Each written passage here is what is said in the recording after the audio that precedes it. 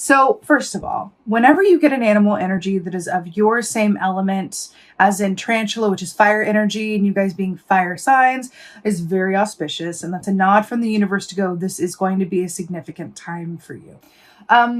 We're also, it must be noted that we're moving into Cancerian season, but then you're coming up next, aren't you? So we are, in the pre-birthday season situation.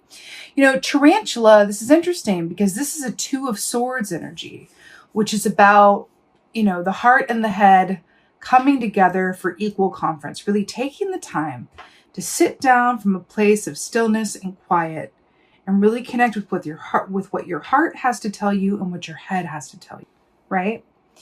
The other aspect of tarantula energy is if it speaks of a bit of a trepidation or moving forward very slowly because either the path isn't clear or the next step is only revealing itself once you've completed the step before it, right? So I only get the next brick in the yellow brick road once I've placed both my feet on this one and then the next one, right? So there's something about the path revealing itself. With the tarantula energy here, but this is moving forward with a little bit of trepidation or in an unsure, not completely confident way. This makes a lot of sense to me, given the bull that is an earth land animal being suddenly in a large body of water, right? That would be the equivalent of like Miami, like getting an earthquake. Like you wouldn't see that coming. You know what I'm saying? They would sooner get a hurricane than an earthquake. You know what I'm saying? So there's something in that for you. Something in that for you. This tarantula energy here. Okay.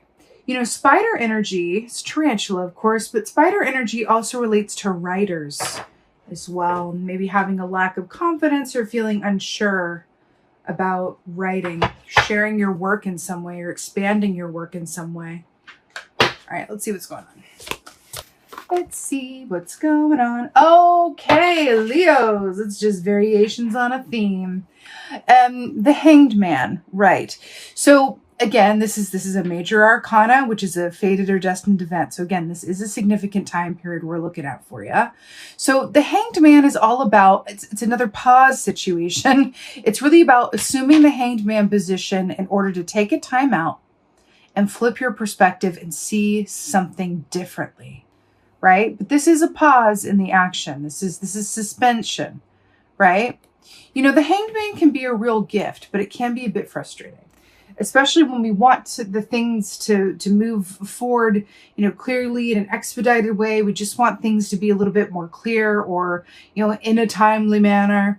And the Hanged Man says, but in order for you to do that, we need you to take a time out, flip your perspective and be patient, because this also shows kind of a something coming forward that's going to delay or divert. There could be a detour coming up as well. But again, when you assume this position in order to flip your perspective, when you come out of it, the worst case is that you're really aligned with a brand new perspective that's going to serve you. I find that when the Hanged Man doesn't work in our favor is when we resist it, right? And then when we resist it, sometimes then life comes in and we get really sick. And then suddenly we have no choice but to slow down and be suspended. And we have a lot of time to think suddenly, right? And then we accomplish the Hangman perspective, even if it wasn't by our own will. So putting that out there. This is going on. Wow. Good Lord. 2 for what? Wow. Whew. Okay. So we got Judgment here, another major arcana. So this is look back with pleasure. What's really fascinating about this is that everyone's looking to the past. Can you see this? You got the 8 of Cups here in the 3rd position. We'll get to that. But the 8 of Cups, Tiger is looking this way. This possum is looking this way. It's really interesting. So with this snake, Redbird's looking this way, though, must be said. The Judgment key is very much about look back with pleasure, reviewing the past so that you can move forward, unencumbered, aligned with your highest and best potentials, right? So often, it's part of the human experience. So often our past experiences, our fear from the past, all of the things that we've accumulated over our lives, emotionally, mentally, habit-wise, belief system-wise, like I said, they can really affect our decisions and our choice-making abilities from a subconscious, sometimes conscious, but really a subconscious place where we're making choices from fear, but we're not even really fully aware that we're doing it. Like making the safe bet, going the smart road, even though if we were to take some time out, right? Both of these are about time out and really access what our heart and head is saying, what our intuition is saying. Might go, you know what? I'm feeling something else, right? This is what I probably should do, but then I'm feeling this over here, right? It can require some real bravery in order to make those kinds of choices. And it's interesting because you have the bull in your meditation, which is about assured physical manifestation and abundance, right? So it's interesting. I feel like you're going to have some choices ahead of you. And I feel like they're going to be, related to how you make money or how you move forward in a physical material way. When you have options before you and one seems like a safe bet and it's gonna, the money is there, the possibility is there, the ease is there, but from a feeling place, your higher self is going, that ain't it, right? It can be very, very difficult. That's why it's the plot of so many movies, because it's very dramatic and it's rare to be able to say, like, you know what, no, I've got to follow my feeling. Even though by following this feeling, I'm walking off in the moonlight, not really knowing what's going to happen. I'm honoring my feelings and trusting that as a result of doing so, I will be rewarded and my success is assured, right? I feel like there's something coming up with this. And I feel like it's quite a significant soul lesson or soul marker that once you pass through it, you're going to kind of ascend to a new level of reality, which is great in terms of manifestation. So, Eight of Cups here. This is really in alignment with what we were talking about. This is really moving on from people, places, things, aspects of yourself that cause emotional dis-ease within you, right? This is saying, okay, I don't feel good about, XYZ. I'm going to move on. I'm going to lay that to rest. See all those bones here? These Eight of Cups. It's saying no more of this. I'm saying no to this. I'm tired of this. I don't want to go about this anymore. I'm tired of overthinking. I'm tired of putting others before myself, just as examples. I'm tired of, taking the easy way out. I'm tired of, going down this train, even though it's giving me a lot of, money or abundance, but I emotionally, I'm not feeling it, whatever it is. And choosing to really follow the path that feels good to you. And there's this ship coming in here and there's a whole body of water, right? Again, with this water aspect. Did you know that tiger energy equates to the moon from an animal energy perspective, which is about intuition, psychic senses, and really embracing the unknown? I feel like you're being called to do that in a rather profound way. Where it will lead, I feel like is going to be more than worth it. This is going on. Right. Look at you showing up in your own reading with this lion and lioness here.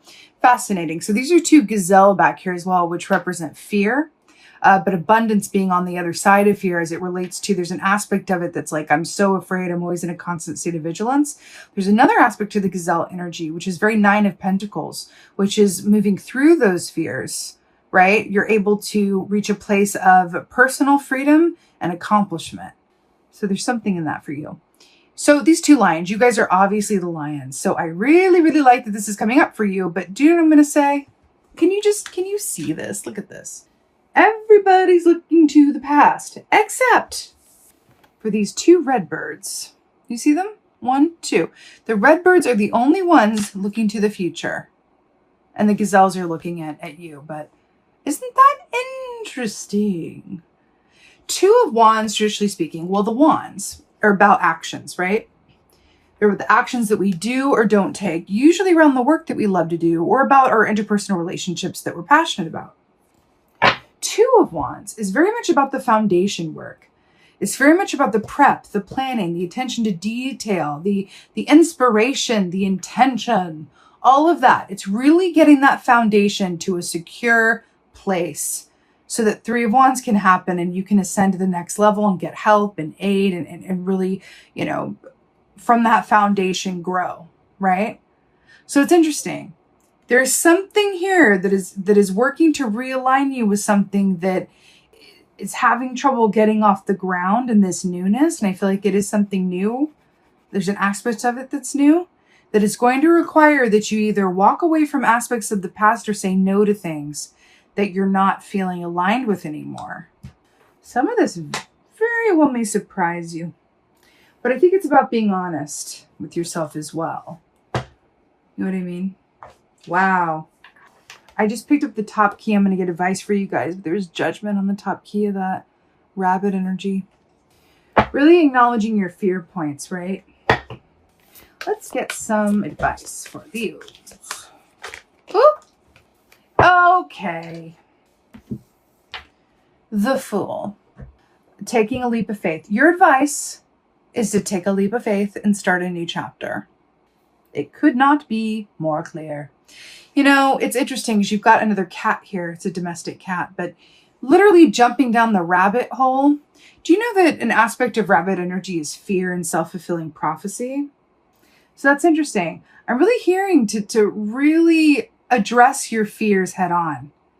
And in doing so, free yourself from them so that you can go and really, this is asking you to take a risk in some way, taking a gamble on something or yourself and really gifting yourself a brand new start. Anything that does not feel good to you needs to be inspected, considered, duly considered, and then possibly released into the seas. Think about that bowl, that source of income and that assured prosperity getting shaken up and then floating through the water. I do feel like there's an aspect of that coming, but you're really being called to embrace the newness of it and embrace the potential and possibility that's on the other side of that rabbit hole. You know, sometimes this comes when we've already been very successful, and then the universe comes in and goes, well, that was great. You've learned that soul lesson. You've had that success. Now it's time to do something else, to change it up in some way, right? I'm telling you, it is not a linear path. Nothing is. Life is twists and turns, believe me, as you know. I'm sure you know that. That's what it is. So it's really about embracing those twists and turns, and kind of like the bull, we all float on okay. Feels like what this is, right? The fool who floats. That's what this feels like. The fool who floats. It feels really good, but again, that aspect of the shakeup is going to require some change and some trust on your behalf to follow the path as it unfolds step by step. Let's get an oracle. I'm feeling like this one.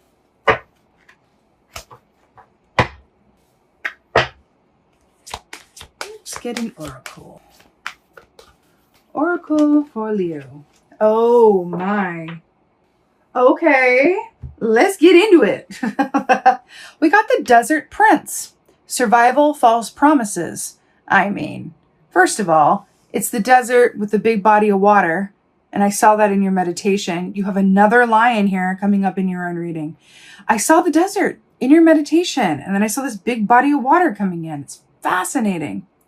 Survival, false promises, the Desert Prince. This is that kind of lack mentality that comes from, you know, I don't want to walk away from a sure thing. I don't want to walk away from, you know, having this sort of income or potential of income or whatever, or this stable situation of some sort, because I'm afraid that if I do that I'm not going to get as good as I've had it. There's not going to be anything better than this. I got to stick it out. Survival, false promises. I do feel like there is something, it is not what it seems. And what do I mean by that? If you don't feel, let me put it to you this way. Let's say that you're at a job that you make a lot of money at and you have a lot of like acclaim for, and it's, you know, that's sorted, right? But you have this crippling anxiety that follows you. This is just an example. You can't sleep. You have this crippling anxiety, right? Then who's winning there? Are you, if you're not happy, right? If you have, these aspects of yourself that are literally sounding the alarm for you to take notice and switch it up, what's really going on? It's actually a trope in a lot of movies where it's like the person gets everything they want, but they're really miserable and they're like, why? It's actually the premise of a lot of Hallmark movies as well, where it's like they have to go home again to remember who they were and simplify their life. The reason is that those are all material things, right? But how's your soul doing? With that tarantula, how is your emotional core doing? How do you feel about where you are? Do you believe and can you claim that your life is meant to be enjoyed and that there is a potential where you have everything that you needed more and feel really happy about it? That is the question. Would you be willing to undergo a shakeup and live in the unknown for a bit in order to align yourself with something that is going to give you more happiness? Something to think about, Leo. This is some definite, soul lesson level situation here, but we are looking at your pre-birthday season. I feel like it's aligning you for something coming up that's going to be incredibly joyous. So with that being said, I'm sending you so many blessings for your second half of July. I so hope that this helped and resonated. If so, please let me know in the comments below. I love reading your comments. Please like, share, and subscribe. I would so appreciate that. And with that being said, just thank you. Thank you, each and every one of you, for being here. And most of all, and as always, thank you for being you. And be well. Until next time.